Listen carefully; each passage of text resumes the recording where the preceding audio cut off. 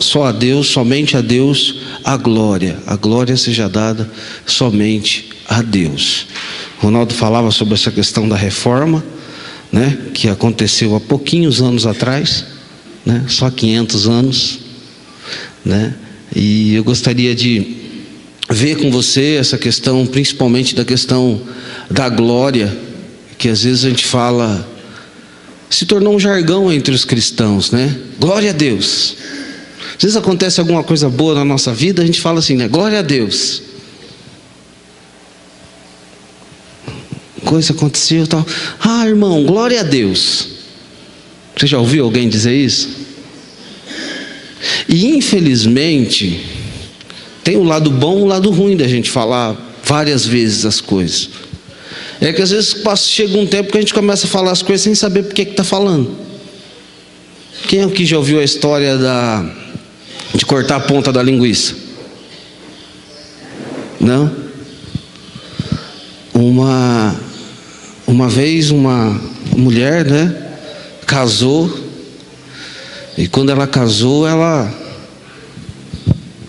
foi fazer uma linguiça, cortou a ponta, né? O marido ficou olhando. Por que você cortou a ponta da linguiça? Não, tem que cortar, a ponta da linguiça tem que cortar. Mas por que você está fazendo isso? Não, porque minha mãe cortava. Aí foi perguntar para a mãe, né? Para a sogra, né? Mas por que corta a ponta da linguiça? Não, é porque a minha mãe cortava. Aí foi perguntar para a avó, né? Aí a avó falou, mas elas cortam a ponta da linguiça? Corta. Aí ela falou, mas por que corta? Não, porque eu tinha uma panela, quando eu fazia linguiça, eu tinha uma panela que era pequena, então a linguiça não cabia inteira, então cortava a ponta dela, simplesmente por isso. E aí o povo começa a fazer e faz, e jogava aquele ponta de linguiça fora até, né? E nós como cristãos, muitas vezes, começamos a fazer algumas coisas, falar algumas coisas, sem saber do porquê nós estamos falando. E isso é ruim, porque quando você fala uma coisa que você não sabe o que você está falando, você não absorve, você não é abençoado por aquilo, porque você está fazendo por fazer, né? E em muitas coisas na nossa vida a gente faz assim, né? Tem coisas que a gente faz que a gente nem nunca parou para pensar do porquê que está fazendo, mas eu sempre fiz e continuo fazendo assim. Então esses seminários, eles são bons também por isso, porque acaba abrindo a nossa mente sobre algumas coisas. Eu gostaria de começar com a declaração de... Eu sou meio ruim desse negócio de inglês, então se eu falar assim, vocês não dá risada não, tá? Pra não ficar triste. Declaração de Cambridge. É assim, Ronaldo? O Ronaldo quer mais. Cadê o Ronaldo? É assim mesmo? Isso, Cambridge, né? Isso. Cambridge é uma cidade, né? É uma cidade, isso. Que houve, se eu não me engano, no ano de 96, uma reunião lá. Eu acho que o pessoal deve ter falado sobre isso aqui, ou não? Já falou, né? Já, então tá jóia. E aí eu gostaria de... Sou eu que tenho que colocar, né? É o para cá. Isso. Não tá. Foi aí. Isso. Declaração de Cambridge. Que diz assim: reafirmamos que, como a salvação é de Deus e realizada por Deus, ela é para a glória de Deus e devemos glorificá-lo sempre. Devemos viver nossa vida inteira perante a face de Deus, sob a autoridade de Deus e para a sua glória somente. Foi lá?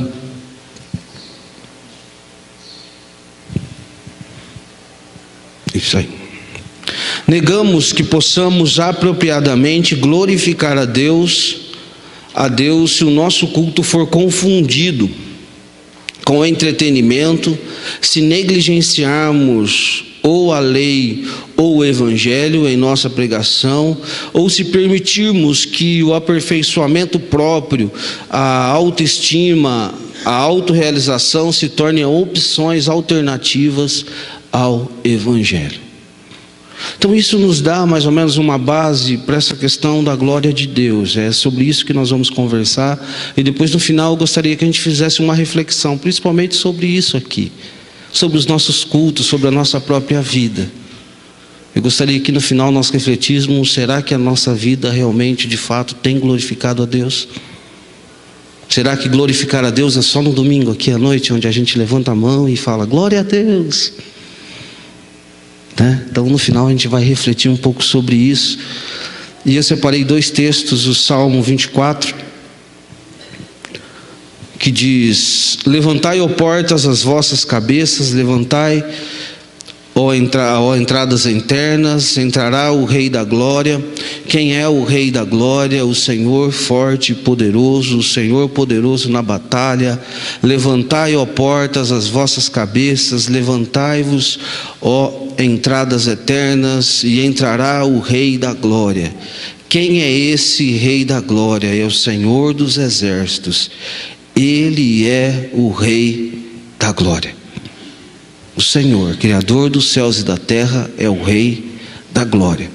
Ele é quem merece toda a glória e toda a honra. Tá? Um outro texto também é o texto de Romanos capítulo 16, diz: ao único Deus sábio seja dada glória por Jesus Cristo para todos sempre. Amém. Agora, eu gostaria de perguntar uma coisa para vocês. O que significa glória?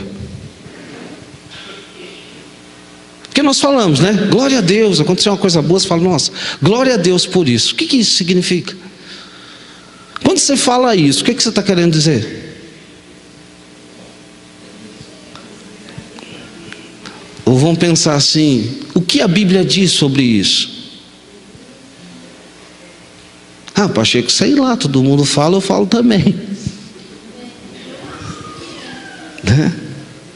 Então eu gostaria de ver com vocês significado e definição da questão da glória, tá? No Antigo Testamento, a glória do Senhor é o resplendor, a presença de Deus habitando entre o seu povo, né? Quando a gente pensa no Antigo Testamento, a gente pensa nisso. Ronaldo, eu sei que vocês gostam desse trem aqui, aí eu não me ajeito com esses negócios, gente. 2 coisas na mão vai me... Tem como passar lá direto? Você fica lá para mim passando? Pode ser, tio? Isso. Eu gosto de tecnologia, tá, gente? Mas depois que você passa uma certa idade, 2 coisas na mão, já viu já, né? Todo mundo conseguiu fazer a palestra com isso aqui? Conseguiu, Ronaldo? É os mais jovens, né? Tá certo. O duro é você ter que ouvir isso, né? Glória a Deus, né? Tá? Assim eu fico mais tranquilo, a gente vai conversando, fica melhor, tá? A noção de Deus, quando a gente pensa nessa questão da glória de Deus no Antigo Testamento, também está relacionado a glória de Deus a habitar no santuário. Quando Deus habitava no santuário de Deus, a glória dele era manifesta ali, entre o seu povo, significando a presença permanente de Deus. Também é uma qualidade que pertence a Deus e é reconhecida pelo homem somente em resposta a ele, expressa a glória e o poder de Deus. Não significa Deus na sua natureza essencial, mas a manifestação luminosa da sua pessoa. Sua glória é a revelação de si mesmo, ou seja, a glória de Deus no Antigo Testamento era a revelação do próprio Deus habitando no meio do povo. Então Deus estava ali, e a gente vê isso muito claro, principalmente na questão da Arca da Aliança, né? A gente vê que Deus ele habitava ali. Quando a gente pensa um pouco mais para trás, antes da Arca, quando o povo de Israel sai do Egito, a presença de Deus era clara ali. Aí houve a construção do tabernáculo, e muitas vezes Moisés entrava no tabernáculo e a glória de Deus descia ali. Ou seja, a glória de Deus no Antigo Testamento está relacionada à habitação de Deus no meio do seu povo, né? Pensando biblicamente, tem um texto de Êxodo aqui, Pode colocar isso. Êxodo fala: então a nuvem cobriu a tenda da revelação e a glória do Senhor encheu o tabernáculo, de maneira que Moisés não podia entrar na tenda da revelação, porquanto a nuvem repousava sobre ele e a glória do Senhor enchia o tabernáculo. Então a glória de Deus no Antigo Testamento está relacionada a isso, mas a gente também pode reconhecer a glória de Deus na criação e na história da salvação, né? E no santuário, que nós já falamos. Nós vemos também a glória de Deus sendo apresentada em forma de fogo em alguns momentos. Também isso é fato. A gente vê isso, a glória de Deus como um fogo, né? Isso no Antigo Testamento. Quando a gente passa para o Novo Testamento, a gente vê que o significado está vinculado ao Antigo também, no sentido de glória, majestade, poder de Deus, ao qual se manifesta na história da salvação. A glória de Deus se entende como sendo uma revelação da parte de Deus, ou como sendo a intervenção na história feita por Ele. Então, no Antigo Testamento está relacionado à majestade, a poder, né? Nós vemos também em Atos 7:2 falando Deus da glória, Efésios 1:17 o Pai da glória, 2 Pedro 1:17 glória majestosa de Deus, tá? A gente vê isso também, esse conceito se aplica a Cristo, esse conceito da glória, tá? A gente vê isso na vida terrena de Cristo, tá? Em Lucas 9:32 vai falar sobre isso, a sua existência exaltada, né? A Bíblia falando sobre isso, sobre a volta de Cristo, que vai ser uma volta gloriosa, a sua pré-existência, e também usada pelo Espírito, ou seja, e aí no sentido de é interessante isso, porque Deus iria revelar essa glória a nós e nós iríamos expressar essa glória ao mundo. Então existe algo no nosso ambiente como cristãos, como os filhos de Deus, que expressam também a glória de Deus, tá? Eu peguei vamos ver João, só passa para mim isso, João capítulo 1, versículo 14, falando sobre Cristo. E o verbo se fez carne e habitou entre nós, cheio de graça e de verdade, e vimos a sua glória, como a glória do unigênito do Pai. Ou seja, Jesus, ele é a revelação da glória de Deus. É interessante que o texto aqui fala sobre o verbo se fez carne e habitou entre nós, né? A habitação, essa palavra habitação tem a ver com o Antigo Testamento lá atrás, que é a palavra tabernacular, tabernáculo. Habitar vem de tabernáculo, ou seja, Deus estava no tabernáculo, ele habitava no tabernáculo, e agora Cristo, quando vem, ele habita entre nós, ele está entre nós, esteve entre nós, e aí ele revela toda a glória do Pai. Então essa expressão, a glória, também está relacionada a Cristo. Pode passar, ponto 3, ainda dentro do significado, a gente tem etimologia, ou seja, o significado da palavra, tá? Tem um autor, e aí está no livro do Frank Ferreira, que é o livro que a gente tem usado como base, Pilares da Fé. O Ronaldo gosta muito do Frank Ferreira, tá? Ele é um camarada que ele é um dos principais teólogos hoje brasileiro, né? O Brasil ficou durante muito tempo carente de teólogos, tanto que ele é o primeiro brasileiro a escrever um livro de teologia, realmente, de teologia sistemática. Quando eu estava no seminário, ele teve lá uma pessoa assim muito inteligente, jovem, novo, mas muito inteligente, ao ponto que na primeira palestra dele ele falou, chegou na metade, o pessoal falou assim: ó, nós não estamos entendendo muito bem o que você está falando, né? E aí ele diminuiu um pouco o nível, aí deu para, né? Deu para entender um pouco melhor. Ele é uma pessoa muito inteligente, muito capacitada por Deus, né, para fazer o que ele faz, que é essa parte de teologia, de estudo, né? Então ele cita, Frank Ferreira cita Joey Beck falando sobre a questão da glória, tá? Então tá lá a definição que ele dá, eu achei bem interessante, eu quis trazer aqui. A palavra glória no hebraico é kabod, e deriva-se da raiz que significa peso. Por exemplo, o valor de uma moeda de ouro é determinado por seu peso. Portanto, ter peso significa ter valor, ter dignidade.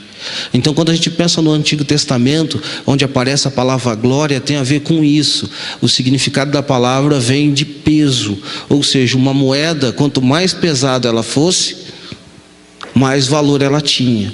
Então a glória está relacionada a isso no Antigo Testamento, à dignidade de Deus, ao valor de Deus, né? E no Novo Testamento, que aí a palavra no grego, a palavra grega traduzida por glória é doxa, e originalmente significa opinião. Essa palavra se refere à importância ou valor de que, em nossa opinião, atribuímos a alguém ou a algo.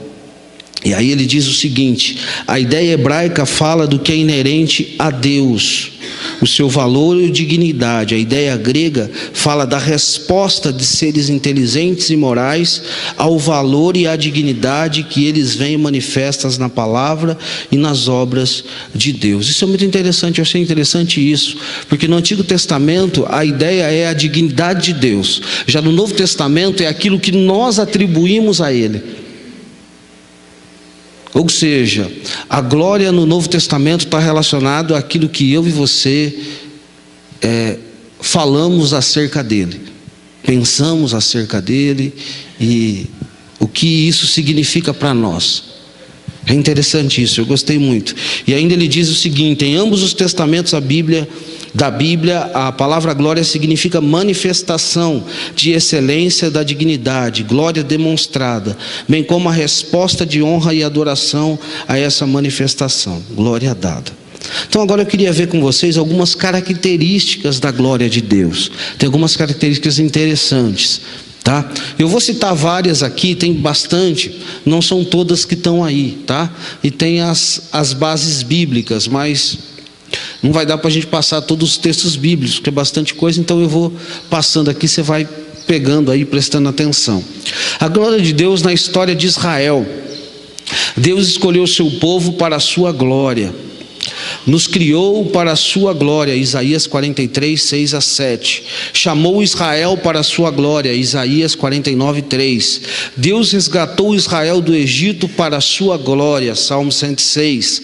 Levantou o Faraó para mostrar seu próprio poder e glorificar seu próprio nome, Romanos capítulo 9 vai falar isso. Derrotou o Faraó no Mar Vermelho para mostrar a sua glória, Êxodo 14. Deus poupou Israel no deserto para a glória do seu nome, Ezequiel 20. Deu a Israel a vitória em Canaã para a glória do seu nome, 2 Samuel 7. Não desamparou seu povo para a glória do seu nome, 1 Samuel 12. Deus restaurou Israel do exílio para a glória do seu nome, Ezequiel capítulo 36. E algo importante, que depois a gente vai trabalhar isso: Deus não divide com ninguém a sua glória, Isaías 42, 8. Isso é algo importante. Deus não divide a glória dele com ninguém. Não divide a glória dele com ninguém. É interessante quando a gente olha para Israel, a gente vê algumas coisas acontecer com Israel, e a gente fica assim, nós estamos estudando o Êxodo lá na igreja, né? Esse semestre. Nós começamos no capítulo 1 de Êxodo e estamos caminhando. E vamos ver até onde a gente vai. Provavelmente esse ano a gente vai parar no capítulo 5. Nós não vamos conseguir passar do capítulo 5. Né? Porque a gente está indo versículo por versículo, pegando partes do texto e lendo o texto, refletindo, vendo o que o texto está querendo dizer para aquela época, para nós, e a gente vai refletindo assim, na nossa sede lá. E é interessante, ter uma irmã lá que ela falou assim para mim: Pacheco, mas por quê? Por que Deus permitiu que o povo de Israel sofresse tanto no Egito? Eu falei: boa pergunta. Muito boa a sua pergunta. Para a glória dele. Deus é glorificado em tudo, até no sofrimento do seu povo. E aí vem a outra pergunta, né? E aí já trazendo para a nossa vida: eu tenho que sofrer para Deus ser glorificado?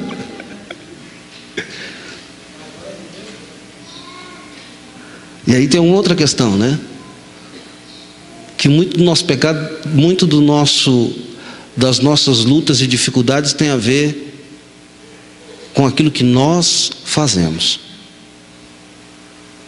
Se você pegar o povo de Israel, havia uma profecia que eles passariam por um período de 400 anos no Egito, por conta do pecado do povo, por conta de não se andar no caminho do Senhor, por conta de não fazer aquilo que Deus queria. E mesmo em meio ao pecado do povo, Deus consegue transformar isso em glória para Ele. Deus é maravilhoso. Ele pega os erros do Pacheco e transforma em glória para Ele. Ele pega os seus erros, as suas falhas e transforma em glória para Ele. Isso é maravilhoso. Tudo que Deus faz é para a sua glória. A gente vai falar um pouquinho sobre isso, tá? Então, no Antigo Testamento, tudo que você olha ali, tudo que você vê é para a glória do Senhor, tá? Está relacionado a isso, tá? Na pessoa de Cristo, o Senhor buscou a glória de seu Pai em tudo o que fez. A gente vê isso, Jesus falando isso, né? Ensinou a fazer boas obras para glorificarmos a Deus. Advertiu que não buscar a glória de Deus torna a fé impossível. João 5. Disse que responderia às orações para que Deus fosse glorificado. João 14. Suportou sofrimentos até o último momento para a glória de Deus. João capítulo 12, João 17 e 13 também. Então a gente vê isso muito forte em Jesus. Jesus fazendo tudo para a glória do Pai. A glória de Deus na história da igreja. O Senhor ofereceu seu Filho para vindicar a glória da sua justiça. Perdoou os nossos pecados por amor a si mesmo, ou seja, para a sua glória. Jesus recebe-nos em comunhão para a glória de Deus. Romanos capítulo 15. O ministério do Espírito é glorificar o Filho de Deus. João 16, 1 Pedro 4.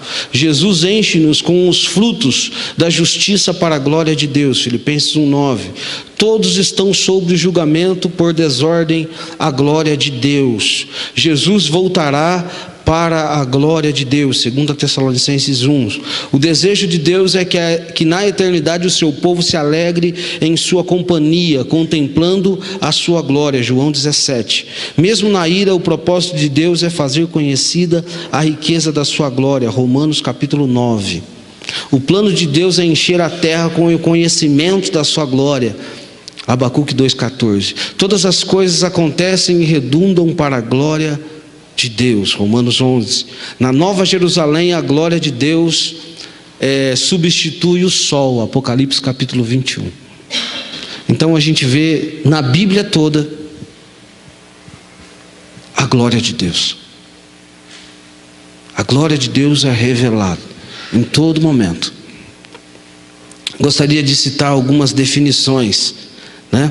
Uma delas do Joey Beck, que eu falei agora há pouco sobre ele.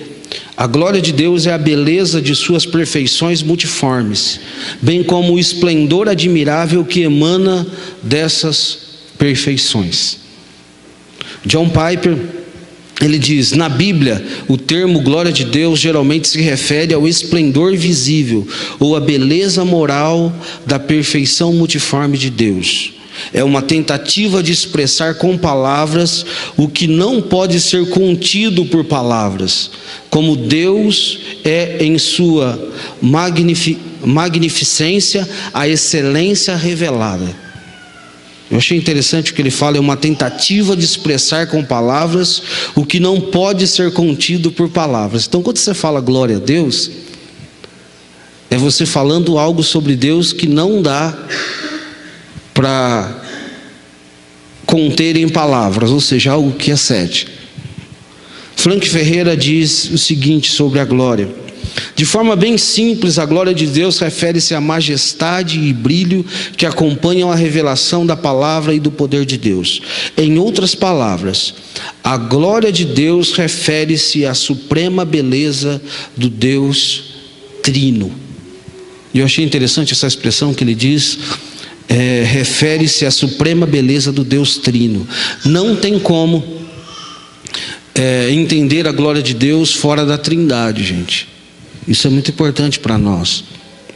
A gente até vai ver um pouco sobre isso, porque Pai, Filho e Espírito Santo se glorificam. E isso, a gente vê isso muito claro em João 17, a gente vai ver esse texto. Mas é interessante que o Pai glorifica o Filho glorifica o Pai, e o Espírito glorifica os dois, e eles vão se glorificando. Então talvez essa ideia que nós temos muitas vezes, e errônea, de que Deus nos criou para a sua glória porque Ele precisava de alguém que batesse palma para Ele, é errada. Ele não precisava disso. Eu já ouvi uma vez alguém dizer que assim, Deus nos criou porque Ele estava se sentindo sozinho. Então ele falou, deixa eu criar esse povo, pelo menos eu tenho alguém. Não, isso é errado. Deus na Trindade, Ele se basta. E como se basta, Ele não precisa da gente. É ruim ouvir isso, né? Porque nós vivemos um tempo, depois a gente vai falar um pouco sobre isso, do eu. Vou dar um exemplo. Quais os cânticos que mais fazem sucesso hoje? Tem a ver com aquilo que Deus é ou aquilo que nós precisamos? Que música mais você gosta?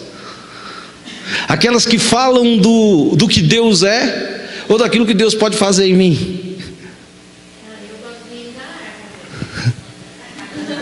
Tá? É muito comum hoje em dia nós partimos mais para o lado do que Deus pode fazer na minha vida, daquilo que eu necessito, daquilo que eu preciso, daquilo que... No final nós vamos falar sobre isso, mas tem hora que eu não aguento, eu tenho que falar. Quando você vem à igreja, você vem para quê? Ótima resposta. Na prática. Hoje à noite, você lá tomando seu banho, se troca, se arruma, entra por aquela porta, ou por essa, não sei qual que você entra, mas você entra pela porta, aí você senta aí, e qual é a sua oração?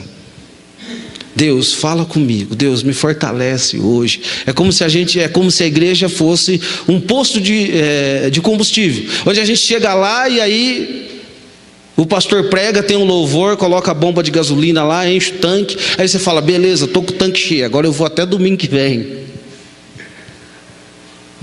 Eu queria que a gente pensasse um pouco nisso. Porque quando a gente fala sobre a reforma protestante, um dos pontos de sola glória, dessa declaração que foi feita, baseado naquilo que Lutero trouxe como as suas 95 teses, e todo aquele movimento que aconteceu, um dos pontos era exatamente esse.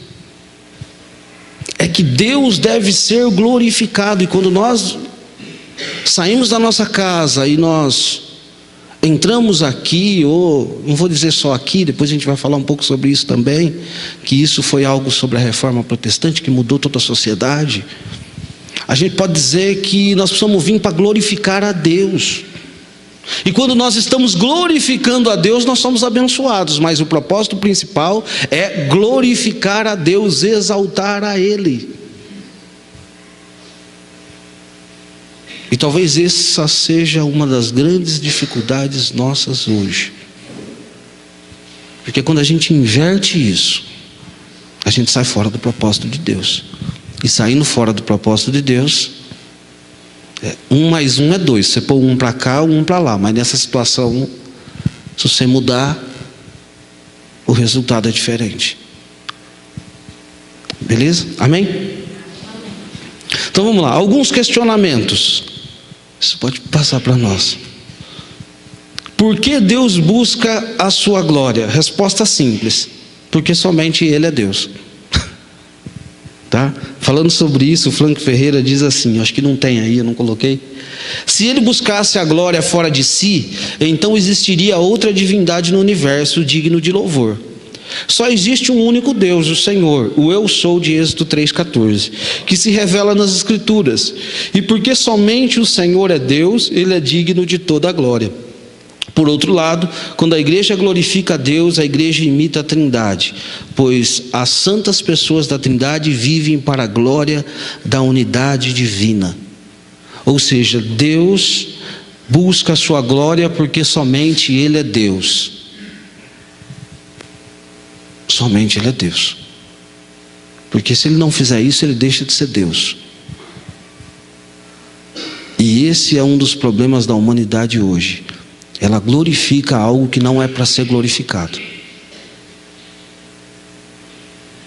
Por exemplo, quando o Neymar faz aquele gol bonito lá, o que o povo faz com ele? Glorifica ele. Mas o que deveria ser feito? Glorificar o Deus que o criou e que deu esse talento para ele. Quando você vê um quadro bonito, bem pintado, bonito, algo que, poxa, que bom de ouvir, que bom de ver. O que deveríamos fazer? Glorificar o Deus que deu o talento para essa pessoa fazer isso.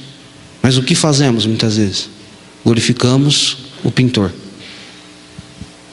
Quando ouvimos uma música bonita, tá? E aí quando eu falo música bonita, não estou dizendo só música que toca na igreja, tá? Fora disso, o que deveríamos fazer? Glorificar a Deus. Mas o que fazemos? Glorificamos o instrumentista, o cantor, ou aquilo que... né? Muitas vezes é isso. E na verdade, nós precisamos fazer o quê? Glorificar a Deus. Vamos dar uma olhadinha nessa questão de Jesus glorificando? Pode passar, por favor, Tiago. Eu acho que eu coloquei esse. Não lembro se eu coloquei ou não. Isso, eu coloquei. É o texto de João 17, que diz assim: glorifica a teu filho, Jesus falando, né, na oração sacerdotal, para que o filho glorifique a ti. Eu te glorifiquei na terra, e agora glorifica-me, ó Pai, contigo mesmo, com a tua glória que eu tive junto de ti, antes que houvesse mundo. Eu sou glorificado. Eu lhes tenho transmitido a glória que me tens dado, para que vejam a minha glória que me conferiste. É interessante, porque é claro que eu peguei partes do texto, tá? Não é o texto do corrido, não. Então aqueles pontinhos ali é que eu cortei para não ter que colocar o texto inteiro, tá? Mas é interessante que ele fala: glorifica teu filho, para que o teu filho glorifique a ti. Jesus falando: Pai, glorifica a mim para que eu te glorifique. Essa é a ideia da Trindade. Ou seja, o Pai glorifica o Filho glorifica ao Pai. E eles vivem em eterna glorificação. E essa deve ser a nossa base enquanto igreja. A igreja, ela existe para glorificar a Deus. Glorificar a Deus. E aí, saindo da igreja, podemos dizer: eu existo para glorificar a Deus.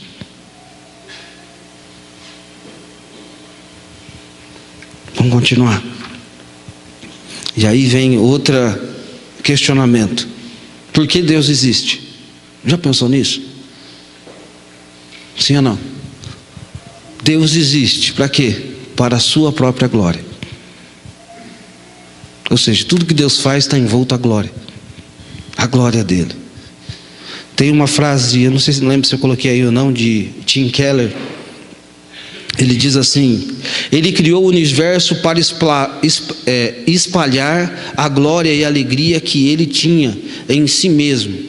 Ele criou os outros seres para transmitir o seu amor e a sua glória para eles, e para que estes o transmitem de volta para ele, de modo que eles, nós, pudéssemos entrar nesse grande processo, no círculo de amor e de glória, de alegria que ele já possuía. Então, em resposta à palavra evangélica, precisamos nos unir ao Deus Todo-Poderoso, oferecendo glória somente a Ele. Agora a gente vai passar para um próximo ponto que a gente vai começar a se aproximar um pouco mais de nós, tá? A glória de Deus e os homens, tá? Quando nos unimos à glória de Deus, unimos a glória de Deus e os homens, percebemos que o homem foi criado por Deus para glorificá-lo com todo o seu ser. Todas as vezes que saímos desse propósito, infelizmente nos afastamos do plano e do propósito de Deus Criador, tá? Então, a primeira coisa, fomos criados para a glória de Deus. 1 Coríntios 10, 31. Portanto, quer comais, quer bebais, ou façais qualquer outra coisa, fazei tudo para a glória de Deus. Gostaria que você pensasse nesse texto enquanto eu vou ler outros aqui, tá? Efésios 1:6 diz, 1:5, e nos predestinou para sermos filhos de adoção por Jesus Cristo, para si mesmo, segundo o beneplácito da sua vontade, para louvor da glória da sua graça, ao qual Deus nos gratuitamente no amado. 2 Coríntios 4:15, tudo isto é para o bem de vocês, para que a graça que está alcançando um número cada vez maior de pessoas, faça que transbordem as ações de graças para a glória de Deus. 1 Pedro 4:11, para que em tudo Deus seja glorificado por meio de Jesus Cristo, a quem pertencem a glória e o domínio para todo sempre. Esses são os outros textos básicos. Tem um texto de Isaías também que fala que nós fomos criados para a glória de Deus. Mas esse texto é um texto que eu particularmente gosto muito e que me faz pensar. Portanto, quer comais, quer bebais ou façais qualquer outra coisa, fazei tudo para a glória de Deus. Então, quando você senta na mesa lá para almoçar, daqui a pouco, você deve fazer para a glória de Deus. Ah, Pachico, como é que eu faço? Eu faço uma montanha. Eu vou te contar, Deus deve erguer os braços e falar aleluia. Não é isso que eu estou dizendo, meu irmão. Eu estou dizendo que aquilo, tudo que você faz deve ser para a glória de Deus, até o comer. Aí sabe aqueles excessos que a gente faz? Será que Deus é glorificado nisso? Será que Deus é glorificado naquela montanha que faz? Quando a gente toma aquele monte de refrigerante, será que Deus é glorificado nisso? Quando a gente não cuida do nosso corpo, será que Deus está sendo glorificado nisso? Portanto, quer comais, quer bebais, ou façais qualquer outra coisa. Qual outra coisa você faz? Está lá, quando você lava aquela louça lá, sabe? Deve ser para a glória de Deus. Quando você prepara o almoço lá para a sua família, deve ser para a glória de Deus. Lá no seu trabalho, lá, falar as irmãs que mexem com o cabelo aí, né? Está lá fazendo aquela escova, faça para a glória de Deus. Até que a hora que a irmã ou a pessoa que sair de lá, a pessoa possa olhar e falar assim: nossa, olha que talento, que bênção. Deus existe, deixou o Pachico bonito. Deus é glorificado em todos os sentidos. Se você é professor, professora, ou sei lá, trabalhando lá onde você trabalha, qualquer coisa que você faça, isso às vezes me deixa preocupado. Nessa vida corrida da gente, às vezes a gente não consegue excelência nas coisas. A gente faz bastante coisa, mas às vezes bastante coisa sem excelência.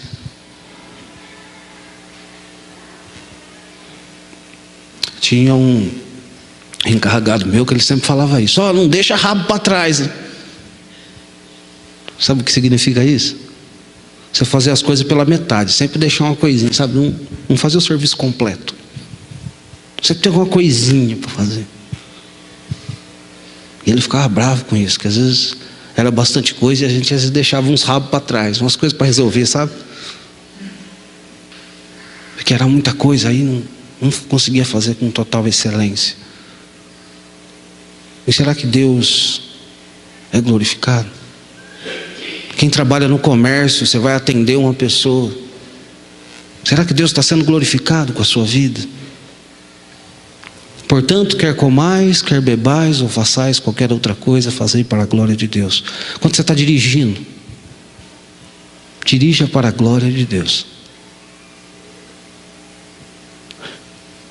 Quando alguém te fecha no trânsito, para a glória de Deus. Para ficar aí não dá.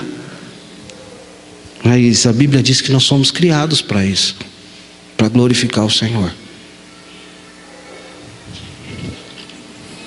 Algumas frases, vou citar aqui João Calvino, que vem depois de Lutero.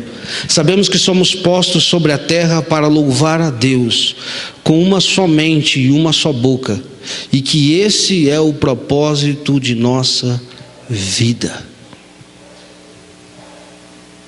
Sabemos que somos postos sobre a terra para louvar a Deus, com uma só mente, uma só boca, que é esse o propósito de nossa vida. John MacArthur Jr. ele diz: se aquilo que eu disser não for para a glória de Deus, e sim para a minha própria glória, seria melhor calar-me. Se eu der um estudo bíblico para a minha própria glória, não tenho a bênção de Deus sobre ele. Devo preferir sua glória acima de todas as outras coisas. Forte isso, né? Glorificando a si mesmo ou a outros homens. Um dos problemas da reforma foi esse, sobre a glória de Deus. Havia uma pompa e a glória de Deus colocada de lado, tá? Então eu coloquei um texto de Isaías aqui, que é bem interessante, que diz assim: por isso o Seol aumentou o seu... Sabe o que é Seol?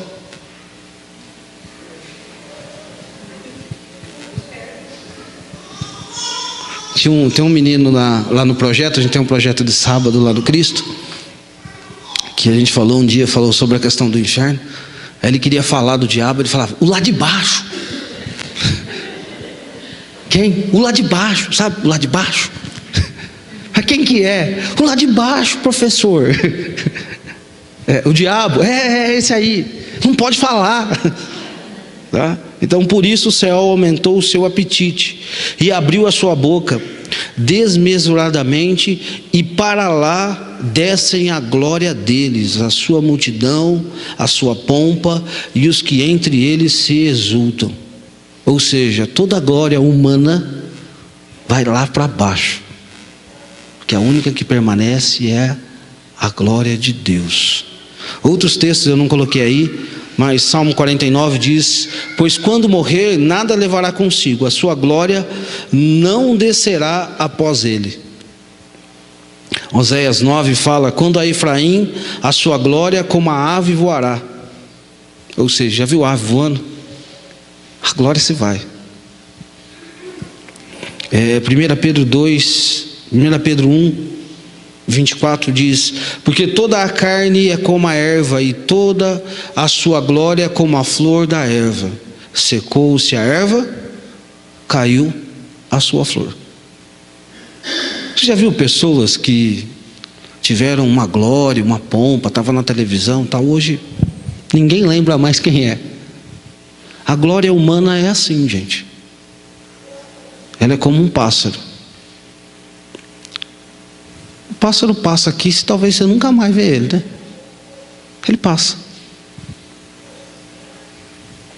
Agora, deixa eu dizer uma coisa: como a gente busca a glória, não é? Só entre nós, para os vizinhos não ouvir. A gente é tentado, não é? Quando você faz um negócio bem feito e alguém fala assim: oh, que bom que você fez. Fala a verdade. A gente dá uma... Aí você tem que lembrar, não, tudo é para a glória de Deus. Nem bexiga, né? Mas a gente é tentado a isso. Qual foi o grande pecado do diabo? Querer ser igual a Deus. O que será que ele queria? A glória. A glória. Quando você ora por alguém, a pessoa é tocada por Deus, né? Aí a pessoa fala: ó, que dia você orou por mim, olha, foi. A gente... É engraçado, às vezes acontecem algumas coisas comigo. Eu acho que Deus, ele é para baixar a bola um pouco. Um dia na igreja eu preguei lá, mas sabe aquele dia que você prega e você fala assim: nossa, que bom que foi. Mas no meio da mensagem, gente, eu dei umas gafes. Eu chamei Moisés de Faraó. E a Pati olhava para mim assim, a Pati sentada na frente, olhava com uma cara estranha. Sabe quando a esposa olha com uma cara estranha? Aí eu falei, tem alguma coisa errada. Né? Aí o que mais que eu falei? Teve uma outra que eu falei. Eu fui falar, quando eu nasci, eu falei, quando eu faleci. Aí a Pati não aguentou, né? Ela falou, faleci não, você nasceu. Né? E quando terminou, foi uma bênção. Deus assim se manifestou de uma maneira bem interessante naquele culto. Estava indo embora, depois foi conversando com a Pati, falei, nosso culto foi uma bênção, foi tal. Falei, nossa, mas eu dei uns fora hoje, né? Ela falou, você deu uns fora bravo hoje. Aí Deus faz assim, né? Sou eu, meu filho, toda a glória seja dada a mim. A gente tem que estar atento. A glória de Deus é legítima. Fora de Deus só há mera vaidade. Tem um texto do John MacArthur que ele diz assim, falando sobre a glória de Deus: mesmo crentes nascidos de novo devem tomar cuidado para não roubarem a glória que só a Deus é devida. Certa vez um jovem aproximou-se de Moody e declarou: Sr. Moody, acabamos de passar a noite inteira numa reunião de oração. Vejam como brilham os nossos rostos. Ao que Moody respondeu: Moisés não sabia que o seu rosto brilhava. É um fato. Não procure tirar qualquer glória de Deus, pois você só sairá perdendo e nada conseguirá. Ele saiu da reunião de noite inteira orando e chegaram para Moody e falaram: passamos a noite inteira orando, o nosso rosto como brilha. E Moody, na sua sabedoria, graça de Deus, falou: Moisés não sabia que o rosto brilhava. Alguém falou para ele: o que vocês estão querendo? Glória? Glória somente a Deus, né? Pensando na questão da glória, nós glorificarmos a nós mesmos. Então agora eu queria passar para um ponto que eu acredito que é importante. A gente vai entrar na reforma já. A glória perdida. A glória de Deus, ela pode ser perdida. E eu gostaria de ler o texto de 1 Samuel capítulo 4. É um texto bem interessante, que fala sobre o nascimento do neto de Eli. E estando sua nora, a mulher de Finéias, grávida, e próxima ao parto, e ouvindo essas novas, de que a arca de Deus era tomada, e de que o seu sogro e seu marido eram mortos, encurvou-se e deu à luz, porquanto as dores lhe sobrevieram. E na hora em que ia morrendo, disseram as mulheres que estavam com ela: não temas, pois tivestes um filho. Ela, porém, não respondeu, nem deu atenção a isto, e chamou o menino de Icabó, ou Icabode, dizendo: de Israel se foi a glória, porque fora tomada a arca de Deus, e por causa do seu sogro e de seu marido. E disse: de Israel se foi a glória, pois é tomada a arca de Deus. É interessante que o nome do menino acaba se tornando Icabode. Lembra que a gente falou que Cabode é a glória? Icabode foi-se a glória. E nesse texto em específico, o povo de Israel estava vivendo um dos seus piores momentos. Idolatria, pecado, trouxeram todos os ídolos para dentro de Israel, o povo totalmente fora daquilo que Deus tinha. E é interessante que todas as vezes que o povo sai fora, os inimigos vencem eles. Você pode ver, toda vez que o povo de Israel sai fora do que Deus tinha, o inimigo vem e dá-lhe sofrimento. E nesse período em específico, é aquele período do profeta Eli. Lembra dos filhos de Eli? Que catava o garfo e colocava lá nas ofertas, e comia, e viviam em prostituição, né? E nesse contexto que nasce Samuel, é interessante que os filisteus vêm contra o povo de Israel, vai lutar contra os filisteus. O povo de Israel está se achando, Deus está com a gente, mas estava fora do caminho do Senhor. Parece meio uns crentes, né? Às vezes a gente ora estando fora daquilo que Deus quer. E se sente, né? E a gente já sabe o que acontece quando a gente faz isso. E aqui nesse momento o povo de Israel vai contra os filisteus. E aí a guerra está armada. E adivinha quem vence? Os filisteus. E não só vence, como matam 30.000 homens de infantaria. Ou seja, o exército de Israel é praticamente dizimado. 30.000 homens morrem nisso. E não só a morte dos homens, os filisteus tomam a arca da aliança. E o que significava a arca? A arca era a presença de Deus no meio do povo. Os filisteus levam essa arca. E nesse momento, Eli é morto quando recebe a notícia de que seu filho morreu. Então, essa mulher, a nora de Eli, quando ela recebe essa notícia de que o marido morreu, o sogro também morreu e que a arca da aliança foi tomada, o menino nasce. E ela coloca esse nome, Icabode. Foi-se a glória de Deus. Os filisteus levam a glória de Deus. É claro que para eles foi um prejuízo ter a arca de Deus no meio deles. Porque o Deus deles é destruído. Cabeça para um lado, corpo para o outro.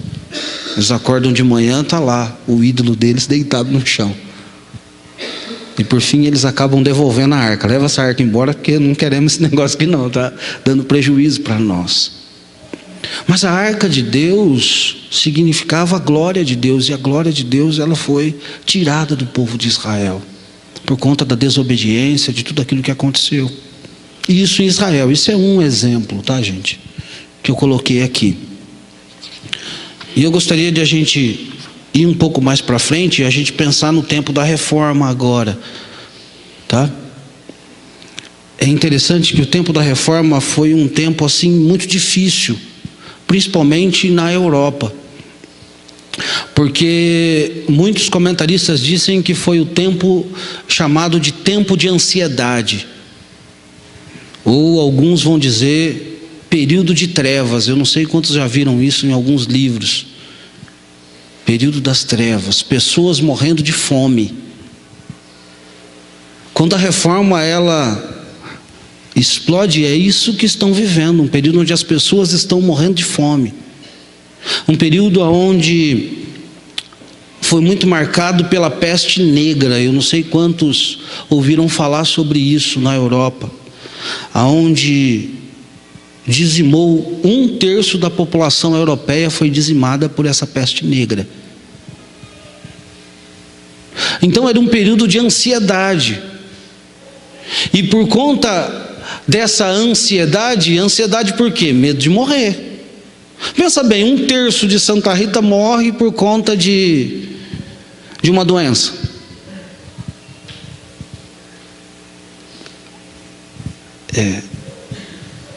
O que você vai sentir? Ansiedade. Será que eu sou o próximo? Né? Então havia isso, e pessoas morrendo de fome, e uma calamidade muito grande. E por parte da igreja, podemos se dizer que assim, para conter essa ansiedade, muitos foram levados à tentativa de aliviar a sua culpa diante de um Deus que é justo. Então tinha muito autoflagelo público, peregrinações aos lugares santos. Aí entra a questão das relíquias, da veneração aos santos, da adoração da hostilidade sagrada, repetidas rezas do Pai Nosso, e entra a questão das indulgências, né? Que isso é muito forte. A questão da oração aos mortos. Por quê? Um monte de gente morrendo. E as pessoas estavam fragilizadas. E dentro dessa fragilidade, nós precisamos dar uma resposta. E qual foi a resposta? E aí era uma resposta dupla, né? Por um lado, acalmar a ansiedade. Por outro, encher o bolso. E aí foi a venda das indulgências. Acontece bem nesse período. como havia todo esse contexto, havia muitos pregadores.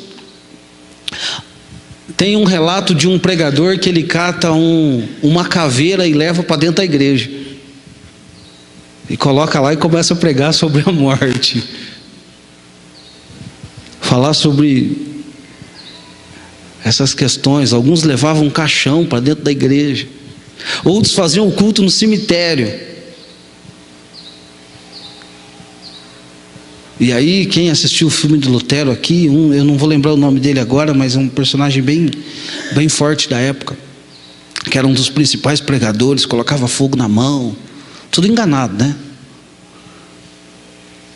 Porque pensa bem, 1/3 da população dizimada, a doença em ascensão, e isso movendo tudo.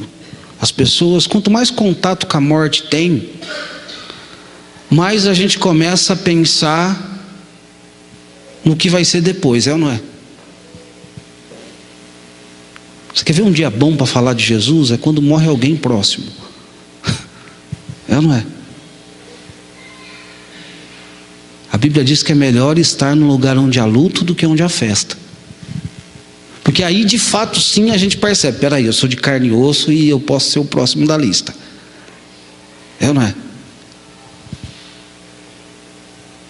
Dizem que o tempo que mais vendeu Bíblia nos Estados Unidos foi na Torre Gêmeas, né? Por quê? E o medo? Deixa eu agarrar com Deus. E é isso que estava acontecendo nesse período. Há um texto de um livro chamado Teologia dos Reformadores, Timothy George, ele diz o seguinte: se o pecador tivesse como pagar, ele poderia reservar uma doação para que se rezassem missas a seu favor após a sua morte. O imperador Carlos V deixou uma provisão em dinheiro para que 30 mil dessas missas fossem feitas após a sua morte. Já Henrique VIII da Inglaterra exigiu que fossem rezadas missas por ele enquanto durasse o mundo.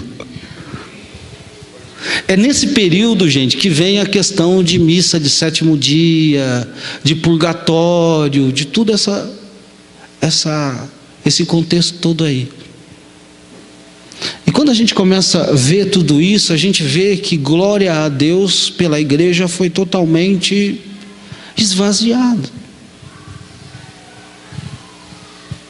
Podemos se dizer que acontece um Icabode nesse período da reforma. Ou seja, e se não bastasse tudo isso, havia uma questão política por detrás de tudo isso que estava acontecendo. Porque assim, quando Constantino, que alguns dizem que se converteu, outros dizem que não, que ele foi batizado mesmo assim, sabe? Estou morrendo, jogaram água nele. Aí se batizou, firmou com Deus, né? Então ele se converte, todo mundo se converte, né? Porque o imperador se converteu, então todo mundo tem que se converter. O cristianismo vira a religião principal. E quem mandava, na verdade, durante um bom período dentro da igreja eram os imperadores. Mas nesse período da reforma há uma mudança. Quem começa a mandar na política são os papas, e os papas começam a ordenar imperadores. Há uma inversão. A pessoa do papa acaba se tornando mais importante do que propriamente o imperador. E há toda uma questão política por detrás de tudo isso, e a glória de Deus ela é deixada de lado. A preocupação em se glorificar a Deus, ela é deixada de lado. O homem é glorificado, a pessoa é glorificada.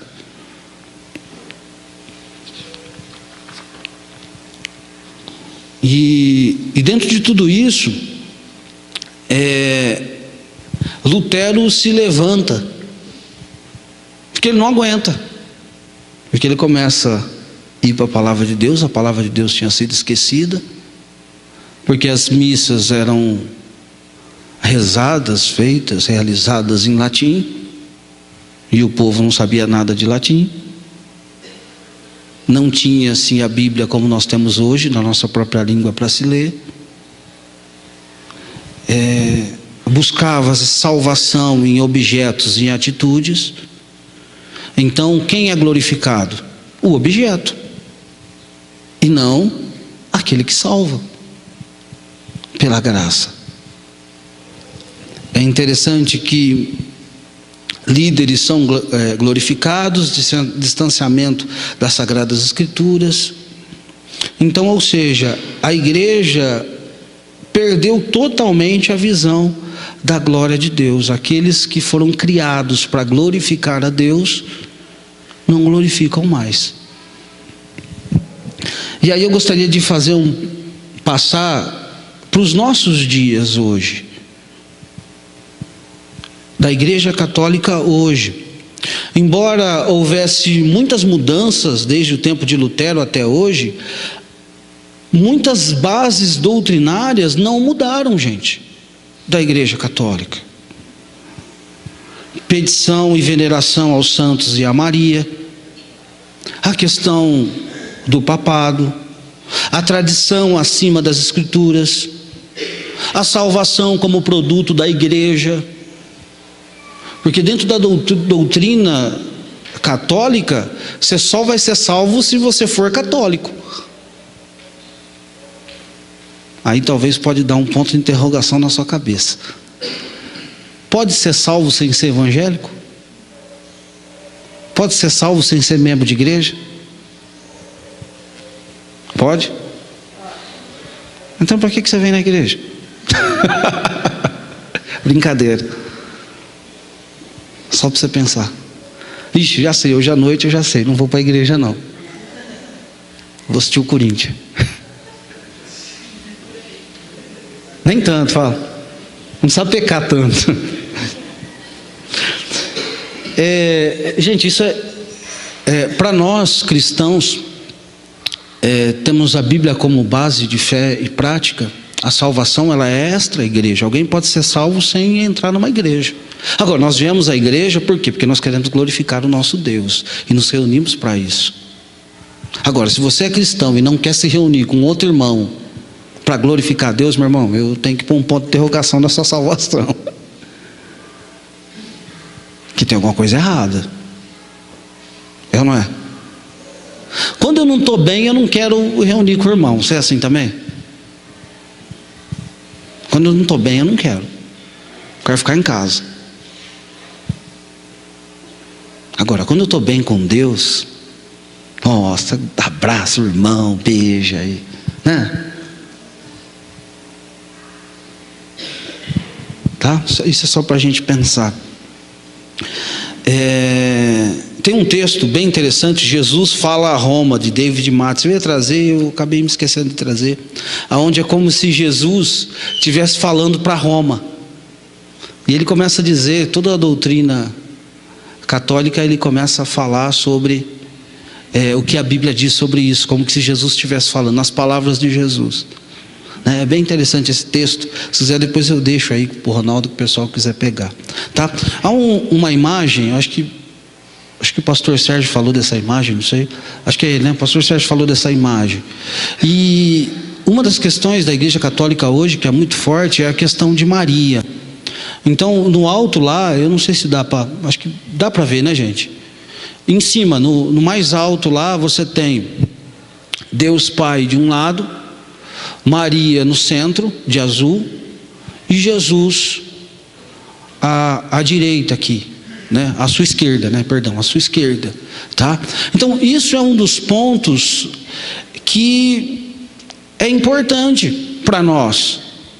Porque quando a gente pensa na glória de Deus, isso não se encaixa. Não tem como encaixar. Porque no mais alto, quem está? Pai, Filho e Espírito Santo. O Deus unitrino.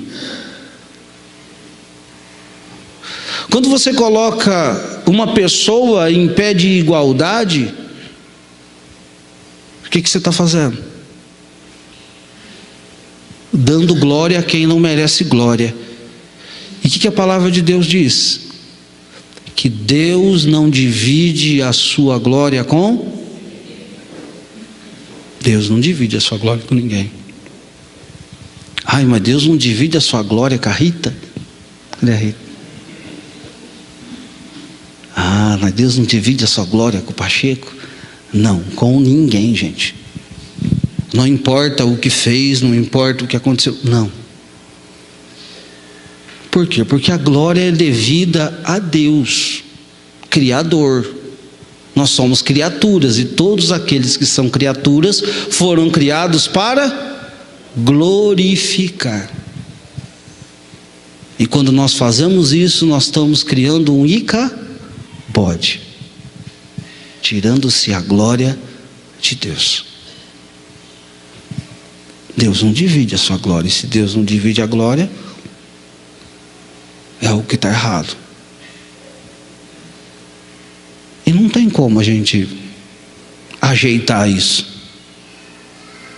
Na verdade, quando a gente pensa na reforma protestante, Lutero não queria criar outra religião, gente. Eu não sei se você sabia disso. Lutero queria uma reforma. Reforma é mudança de casa? Vai reformar a sua casa. Está mudando de casa? O que você está fazendo? Ou seja, a pintura está ruim, então você vai fazer o quê? Ajeitar a pintura. Tem uma rachadura lá, você vai consertar. Então Lutero, quando ele prega as 95 teses, o que ele queria fazer? Uma reforma.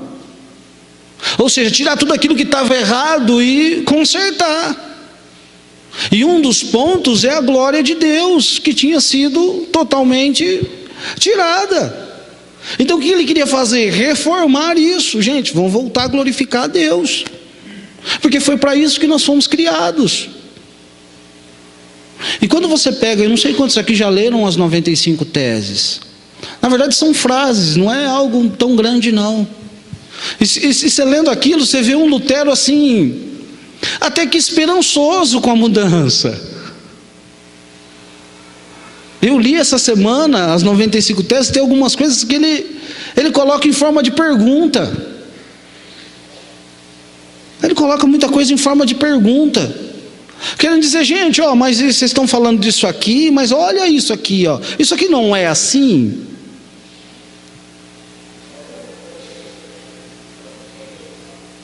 Então o que ele queria era uma reforma, mas o que aconteceu? A questão política, glorificação do homem, e tudo aquilo que foi ensinado, o que tinha que ser feito? Quando você faz uma reforma, o que você faz com o lixo da reforma? O resto da reforma, joga fora. E posso te dizer, tem uma coisa que é difícil para nós: reconhecer o erro. Sabe por quê? Porque é olhar para trás e falar, eu estou errado e fiz tudo errado. É difícil, não é? Quando você erra, qual que é a sua tendência? Qual que é a minha tendência? Justificar. Um dia desse em casa eu deixei a geladeira aberta à noite. Faz um tempinho já isso aí. E aí estou lá na televisão, assistindo televisão, e a Paty levantou, foi na cozinha beber água, a porta aberta da geladeira. Aí ela foi na sala, não fechou a geladeira não, foi lá na sala. A geladeira está aberta, o que aconteceu? Aí não tinha jeito de dizer que eram as crianças, na Laura era pequenininha. Adivinha o que eu fiz? Não é que... Aí eu parei e falei, não é que não. Eu deixei aberta, estou indo lá fechar. É ruim dizer isso, né? É ruim, né? Você falar, eu errei. E tem uma outra questão que também tem a questão que teriam que abrir mão desses benefícios. Um dos questionamentos, e aí está nessa, acho que não está numa das frases que eu vi, É que um questionamento de um dos líderes dessa época, da questão da reforma, que ele diz o seguinte: já que a Igreja Católica ganhou tanto dinheiro, por que não usa esse dinheiro para pagar a indulgência das pessoas pobres? Para tirar essas pessoas do purgatório e levá-las para o céu? Já que tem tanto dinheiro, para que gastar dinheiro com o templo, com a Basílica de São Pedro, né? Para que gastar tanto dinheiro com aquilo? Não, gente, não vamos gastar dinheiro com isso não, vamos pagar as indulgências. A indulgência é certa? Vamos fazer isso então, porque Deus vai ser glorificado nisso. Deus é glorificado na salvação.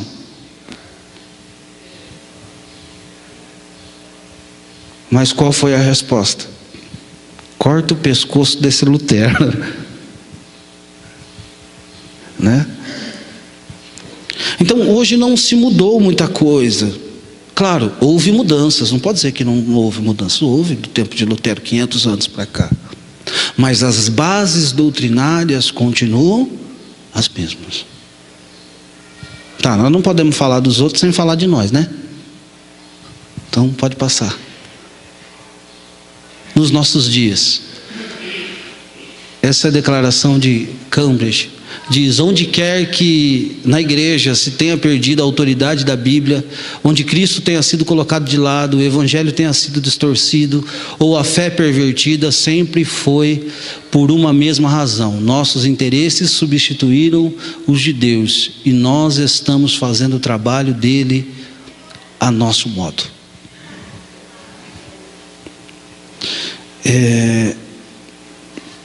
Gostaria de usar uma frase, eu acredito que não está aí, do Frank Ferreira, onde ele diz: muito se debate hoje sobre o culto, mas tomando bastante cuidado, não parece que nossos cultos perderam muito de seu significado.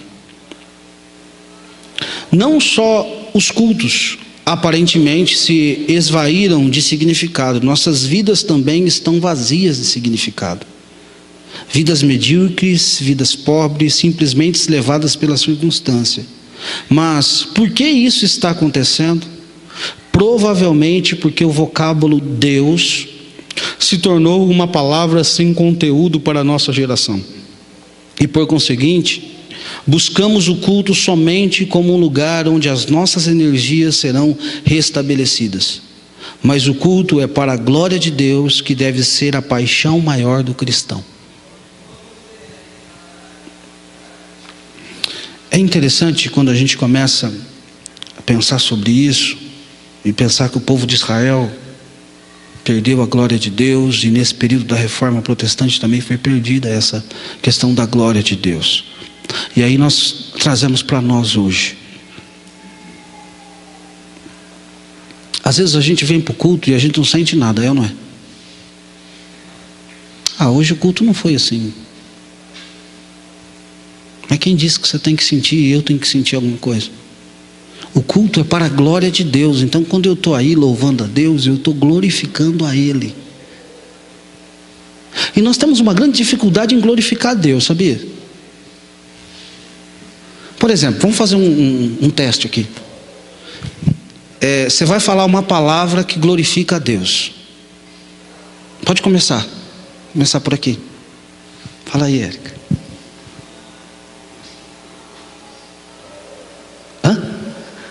Muda, pula. Universitário. Ronaldo, fala aí. Maravilhoso. Beleza. Pode ir falando, gente, que eu não vou aqui. Digno. Poderoso. Soberano. Justo. Deus forte. Tremendo. Alguém falou no fundo. Grande. Amoroso. Magnífico.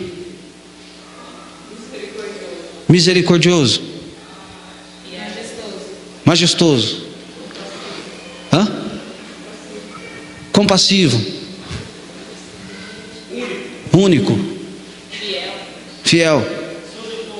Sobre todos. Verdadeiro.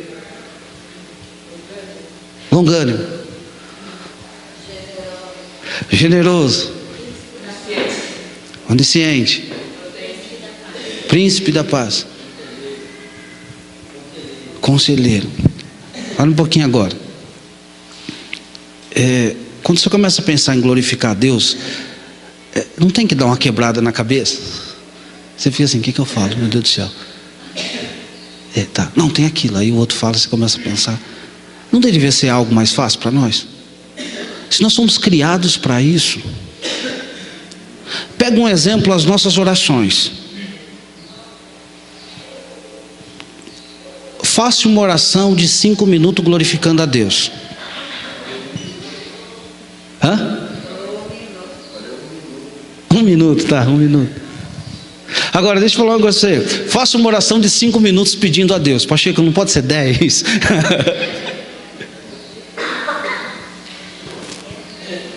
Nós temos dificuldade com isso. Muita dificuldade com isso. Então, quando nós começamos a refletir sobre essas coisas, a gente percebe que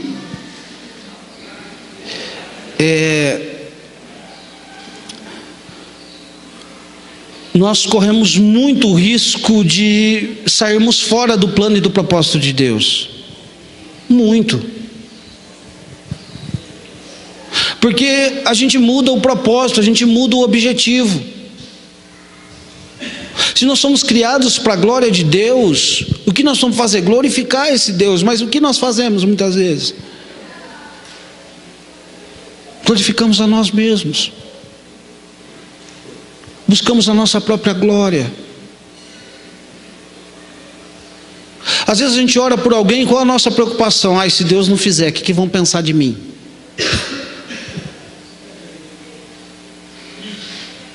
O que vão pensar de mim? Não pode ser assim. A declaração de Cambridge, acho que não tem aí, tem mais um ponto dela, que diz assim: Deus não existe para satisfazer as ambições humanas, os desejos, os apetites de consumo ou nossos interesses espirituais e particulares. Precisamos nos focalizar em Deus, em nossa adoração, e não satisfazer nossas próprias necessidades. Deus é soberano no culto, não nós. Nossa preocupação precisa estar no reino de Deus, não em nosso próprio império, popularidade ou êxito. Agora, para a gente terminar, para a gente fechar, eu gostaria que a gente olhasse um pouco para a reforma, e eu não sei se você já fez esse teste, mas o quanto a reforma trouxe benefícios para a sociedade. É interessante que quando você começa a estudar sobre a reforma, você começa a perceber que a reforma ela não tratou somente de dentro da igreja, mas dentro da sociedade. Porque quando você começa a tocar as pessoas, essas pessoas vivem em sociedade, e a sociedade deve ser mudada. Então nós temos aqui algumas áreas que foram impactadas pela reforma. Por exemplo, na área da música, nós temos Sebastian Bach. Alguém já ouviu falar dele? Ele é da época da reforma. E é interessante que ele compunha músicas para a igreja e também para o entretenimento. E é interessante que tem uma frase dele, eu vou até adiantar aqui a frase dele, que ele diz assim, deixa eu ver onde eu coloquei isso. Ou eu não coloquei, né? Aqui. Bach escreveu música para o culto e música instrumental para o entretenimento, e os dois estilos refletem a busca pela excelência e a glória de Deus. Você ouvir uma música dele, você fala assim, nossa, quem entende mais de música aí, ele é um homem extremamente conceituado no meio da música.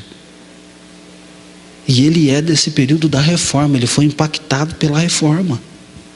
Nós temos também na área da literatura, William Shakespeare, quem gosta aí, e tinha outros também aí que são dessa época, John Donne, Edmund Spenser, que são da época de ouro da literatura inglesa, foram impactados pela reforma. Nós temos na universidade, as principais universidades europeias, como de Zurique, Genebra, Oxford, Cambridge, foram fundadas ou restauradas por aqueles que estavam resolvidos a fazer teologia da reforma e influir no mundo de mudança. Porque esse é um período também da história onde o mundo estava em mudança, gente. As coisas estavam mudando. Na área da ciência também, nós temos Isaac Newton, Francis Bacon. A reforma abriu espaço à observação empírica para explorar a criação e trouxe liberdade para seguir essa vocação na área da ciência. Muito que nós conhecemos foi, vamos dizer, empurrados pela reforma. Nós temos na área política, quase todos os reformadores escreveram sobre política, gente, entre igreja e Estado, e somente sobre a questão do Estado.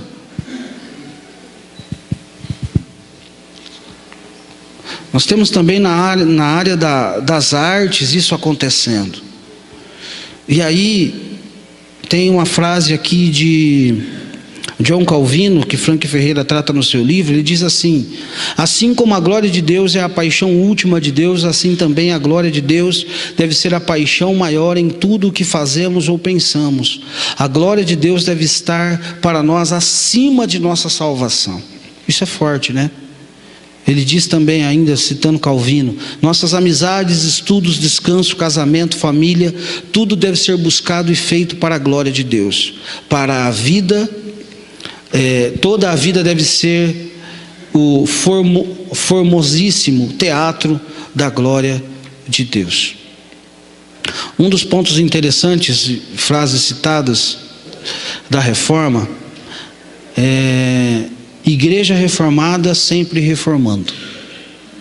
Isso era uma das frases utilizadas principalmente pela segunda onda da reforma, vamos dizer assim, né? Essa frase não é frase de Lutero, mas é daqueles que vieram pós ele, né? Principalmente João Calvino e todo esse pessoal que veio depois. E pensando em tudo isso, gente, a reforma ela não ficou dentro da igreja somente. Ela sai e vai para a sociedade. E aí eu te pergunto: o quanto a nossa sociedade tem sido tocada pela igreja hoje? Não é pouco? Pelo número de cristãos que nós temos no Brasil, vamos pensar. E como base de que o cristão deve viver para a glória de Deus, aí você imagina o seguinte: o camarada lá em Brasília vivendo para a glória de Deus.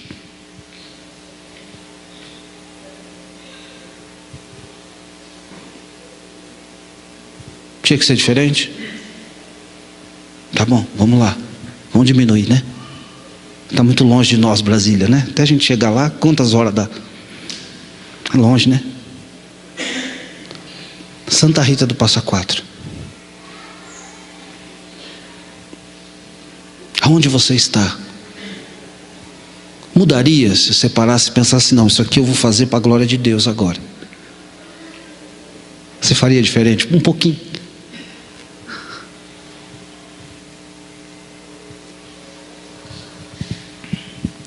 Uma das reflexões que eu penso ser importante para nós, para a gente terminar, eu vou ler dois textos. O primeiro fala do Catecismo de Westminster: o fim principal do homem é glorificar a Deus e gozá-lo para sempre. Frank Ferreira: quando vivermos para a glória de Deus, o louvor não será algo acrescentado à alegria, mas será a própria alegria completa. Então, quanto mais glorificarmos a Deus, mais teremos alegria e prazer, não nas criaturas, o que seria idolatria, mas no Deus totalmente suficiente, amoroso, bondoso, poderoso, glorioso, santo e digno de todo o nosso louvor. Irmãos, nós temos um problema grave que eu acho que a gente tem que reformar. Nós relacionamos a glória de Deus com o culto do domingo, ao estar na igreja. E quando nós pensamos que como filhos de Deus nós precisamos glorificar a Deus, isso não significa em cantar uma música, isso não significa em sentar numa cadeira na igreja. Esse glorificar a Deus deve envolver toda a minha vida, e tudo aquilo que eu faço, e tudo aquilo que eu realizo. Por exemplo, nós como cristãos temos dificuldade se alguém que é músico toca na igreja e toca em algum outro lugar que não seja a igreja. Agora imagine só, o rapaz é músico. Eu sei que isso é polêmico para nós, mas nós não podemos sair fora disso. Imagine só, o camarada toca aqui na igreja, amém, glória a Deus, e agora lá fora ele faz entretenimento, e ele faz com excelência. Ele não deve fazer? Se é um talento que Deus deu para ele, não tem como ele glorificar a Deus com essa excelência como músico?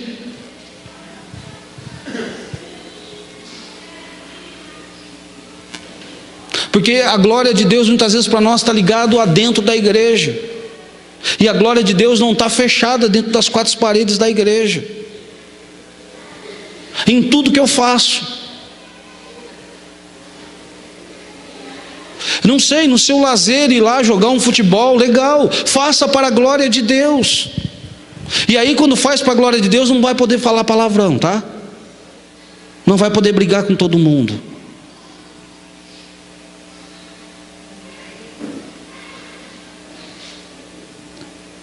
Claro, tem muitas religiões que nem a praia pode ir.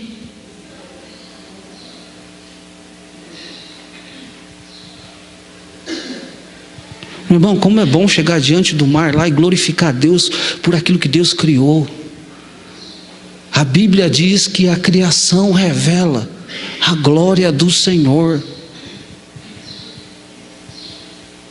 Sei lá, na sua atividade, eu não sei o que você faz, mas aquilo que você faz, você fazer bem feito, ao qual as pessoas que não são cristãs, bater o olho e falar, nossa, que bênção, que bacana isso, que bom. Como ele faz bem. E é claro que isso vai refletir em nós, mas nós vamos glorificar a Deus. Vamos ser sinceros, é claro, tem muita música que, pelo amor de Deus, né? Você de ouvir na rua já te dá dor de cabeça. Passou em frente à igreja ontem, na formatura, carreta lá, aquelas músicas lá. Ainda parou na praça lá, que era o point dele lá. Falei, meu Deus, é hoje, né? Mas quando você ouve uma boa música, uma música bem feita, é gostoso, não é? Você pega uma música que fala de amor, você está lá com a sua esposa, é gostoso, não é? É claro que é. Você vê um casal dançando, e bem dançado, sabe? É bonito ou não é? Ah não, sou crente. Não consegue glorificar Deus com o talento que as pessoas têm. Como nós estamos fechados.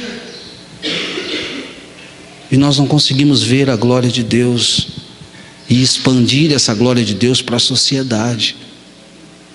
Porque esse é o nosso papel. E aí eu gostaria de ir mais além. Você vai ao culto para glorificar ou para receber? Você tem vivido para a glória de Deus? Deus tem sido glorificado através de todas as áreas da sua vida? E aí eu pensei, meu casamento glorifica a Deus? A maneira como eu crio meus filhos tem glorificado a Deus? A maneira como eu me relaciono com as pessoas tem glorificado a Deus? A maneira como eu cuido do meu próprio corpo tem glorificado a Deus? Deus é glorificado através da minha vida, da minha existência? Ou não? Só a Deus a glória, uma das bases da reforma. O que Lutero queria é que a glória de Deus fosse trazida de volta. Não somente dentro da igreja, mas no povo de Deus. E será que nós não precisamos de reforma hoje?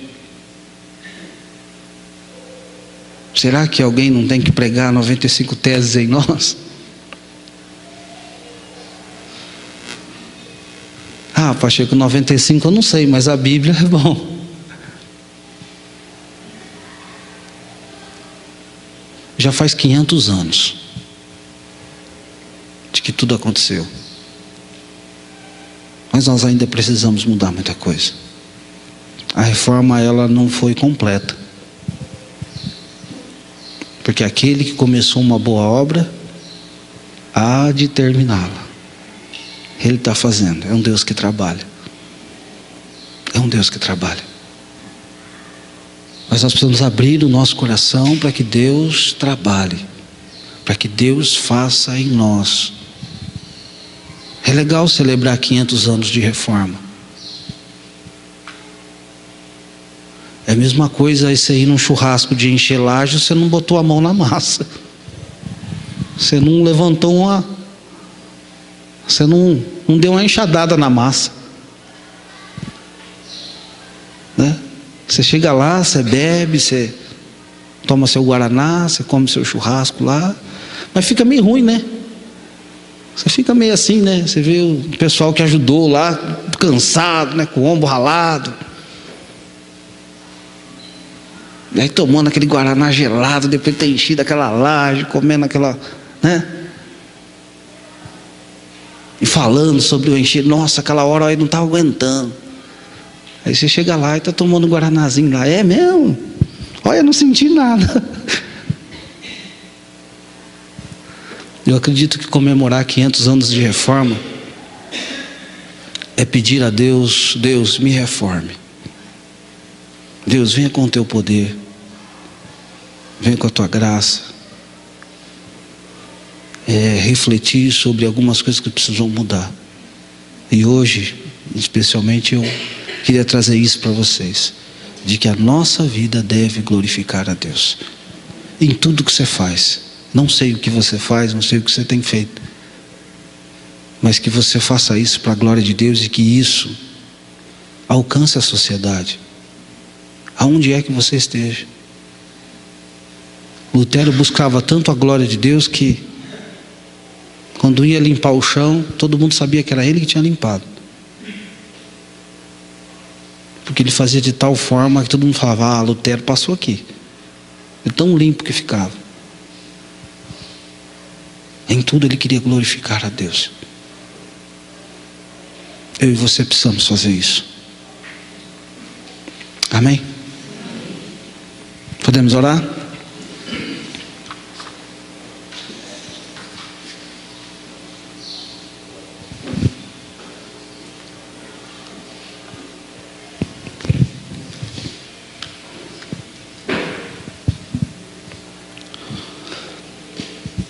Senhor, obrigado, porque nós aqui estamos para a sua glória. Queremos conhecer mais do Senhor, da história, para a sua glória. Mas também queremos te pedir perdão, Senhor, porque em muitos momentos da nossa vida nos esquecemos que a nossa vida é para glorificar ao Senhor. E vamos vivendo a nossa vida, ó Deus, de maneira corrida, levada pelas circunstâncias. E infelizmente vivemos muitas vezes um vazio, aonde quanto mais fazemos, mais vazio sentimos. E creio, Deus, que a resposta disso é que não temos feito para a tua glória. Temos feito para o nosso bel prazer. Temos feito para alcançar coisas para nós mesmos. Muitas vezes viemos para a igreja para receber. Muitas vezes, ó Deus, as nossas orações são carregadas de pedido, pedido, pedido, pedido, pedido. E nos esquecemos de glorificar ao Senhor. Criamos, ó Deus, nossos próprios ídolos e glorificamos a isso. glorificamos a filhos, glorificamos a casa, carro, e nos esquecemos que toda a glória deve ser dada ao Senhor. Por isso, nessa manhã, nós queremos, ó Deus, nos voltar para Ti, Senhor, e dizer: Senhor, reforma-nos, leva-nos, ó Deus, de volta ao caminho da glorificação ao Senhor, porque tudo foi criado para a Tua glória, tudo foi criado para declarar o quão maravilhoso, majestoso, poderoso Tu és, pois Tu és Deus. Encaminha-nos nessa direção, Senhor. Deus, dentro daquilo que nós fazemos, dentro daquilo que nós realizamos, desde dentro da nossa casa ao trabalho, ao lazer, possamos, ó Deus, ter gravado no nosso coração que tudo deve ser para a Tua glória. Tudo deve ser para a Tua glória. Porque muitas vezes glorificamos ao Senhor naqueles 3, 4 cânticos no domingo. Como isso é pobre, Senhor, para alguém que deve viver para a glória do Senhor. E nos sentimos satisfeitos quando glorificamos a Ti, Pai. Por isso nos leva nessa direção. E perdoa-nos, ó Pai, por sairmos fora daquilo que o Senhor tem e aquilo que o Senhor quer de nós. Em nome de Jesus, Pai. Amém, Senhor. Amém? Que Deus abençoe a tua vida, tá? E diga para o seu irmão aí: viva para a glória de Deus.